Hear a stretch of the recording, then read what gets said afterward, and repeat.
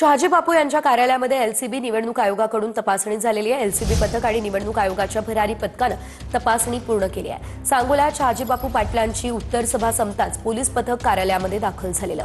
कार्यालयामध्ये video recording करत तपासणी झाली। कारवाईनंतर मात्र शहाजी बापू यांना अश्रू अनावर झाले। ते पालकमंत्री जयकुमार गोरे आणि माजी आमदार दीपक साळुंखे यांनी कट कारस्थान करून सभा संपल्या मला जेरबंद केलं। माझ्याजवळ 10-20 कार्यकर्त्यांच्या घरी दाढी टाकून जेरबंद केलेला आहे। घरातून बाहेर निघू देत नाही, ते अडकून ठेवलेलं आहे। माझ्याच पक्षाचं सरकार असून मी मला अशा अडचणी बरोबर नाही राजकारणात कसा गॅस करताय। मुख्यमंत्री आदरणीय देवेंद्र फडणवीस साहेब आणि उपमुख्यमंत्री एकनाथजी शिंदे साहेब, अजितदादा यांना सांगणार आहे, मी दबावाला बळी पडणारा नाही, मी लढणारा माणूस आहे। लढाई खेळणं माझा धर्म आहे। आणि आता बातमी आहे पंढरपूरमधून। सांगोल्यात भाजप आणि शेकापच्या प्रचार कार्यालयाची तपासणी करण्यात आली आहे। एलसीबी पथक आणि निवडणूक आयोगाच्या भरारी पथकानं ही तपासणी केली। रात्री उशिरा प्रचाराच्या कार्यालयाची तपासणी करण्यात आली आहे।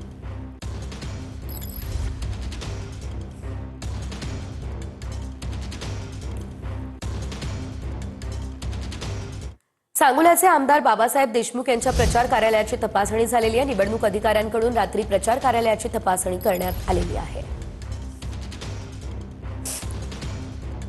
तर सांगोल्यात भाजप आणि शेकापच्या प्रचार कार्यालयाची तपासणी झाली। बाबासाहेब देशमुख यांच्या कार्यालयाची तपासणी करण्यात आलेली आहे। निवडणूक अधिकाऱ्यांनी ही तपासणी केलेली आहे।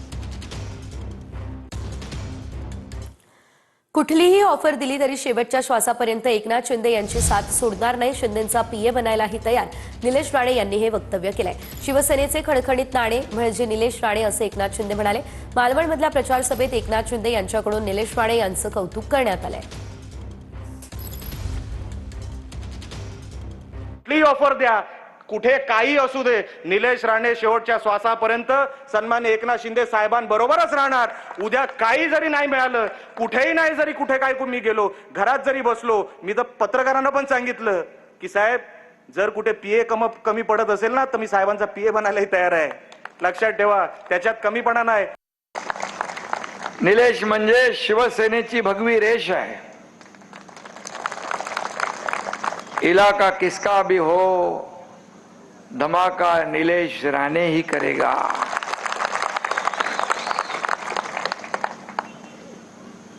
शिवसेनेचे खणखणीत नाणं म्हणजे निलेश राणे, शिवसेनेचं खणखणीत नाणे म्हणजे निलेश राणे, हेही मी या ठिकाणी सांगतो। आणि निलेश कधी घाबरत नाही, कारण राणे साहेबांचं बाळकडू त्याला मिळालेलं आहे। कोकणी माणसं स्वाभिमानी, त्यांना पैशांनी विकत घेता येणार नाही असं शिंदेंनी म्हटलं। निलेश राणे यांच्या स्टिंग ऑपरेशनवरून उपमुख्यमंत्री शिंदेंनी प्रतिक्रिया दिली। कोकणातील माणसं कामाला मतदान करणार असं देखील शिंदे म्हणाले। स्थानिक तुमच्या नेत्यांकडून आमदारांकडून असा थेट आरोप होते की भाजपकडून पैशांचं वाटप जोरदार सुरू आहे। निलेश राणेंनी एक स्टिंग ऑपरेशनही उघडकीस आणलं आणि त्याबद्दल त्यांच्या विरोधात गुन्हाही दाखल झालेला आहे। कोकणातली माणसं ही प्रामाणिक आणि स्वाभिमानी आहेत। हे पैशाने त्यांना विकत घेता येणार नाही।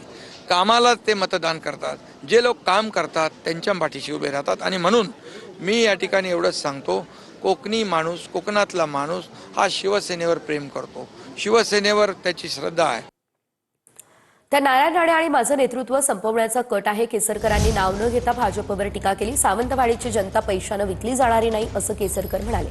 सावंतवाडीमध्ये माझा पराभव करण्याचा प्रयत्न सुरू असल्याचंही दीपक केसरकर यांनी म्हटलं। सावंतवाडीमध्ये पैशांचा जोरदार वापर होतोय असा आरोप केसरकरांनी केला।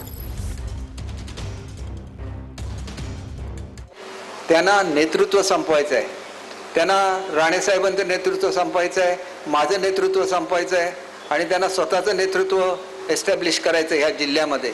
हे कोण आहेत त्यांचं मी नाव घेणार नाही, पण तुम्ही त्यांना चांगलं ओळखता, काय मिळवता ते आणि पैशाचा वर्षाव करून कोणाला शिकवतायत। सावंतवाडीची जनता पैशाला विकली जाणारी नाही, एवढं मी ठामपणे तुम्हाला सांगतो। सावंतवाडीला एक परंपरा आहे आणि सावंतवाडीची जनता कधी पैशाने विकली गेली नाही, पुढे विकली जाणार नाही। आणि म्हणून उद्या येणारी सत्ता ही आमचीच असणार। बघा, कोणालाही कटकारस्थान करून संपवता येत नाही। मला संपवायला म्हणून तुम्ही सावंतवाडीवर पैशाचा पाऊस पाडला तर सावंतवाडीची जनता ते कदापिही सहन करणार नाही. एवढं प्रेम कायम सावंतवाडीच्या जनतेने मला दिलेलं आहे. मी काल सांगितलं नाही, आज सुद्धा तुम्हाला सांगतो, मी 4 वेळा आमदार झालो. 4ही वेळेला मला सगळ्यात जास्त लीड कोणी दिलं तर ते सावंतवाडीच्या जनतेने दिलेलं आहे. ही वस्तुस्थिती आहे. त्याच्यामुळे कितीही पैसे वाटवा, फरक पडणार नाही. आम्हीच निवडून येणार.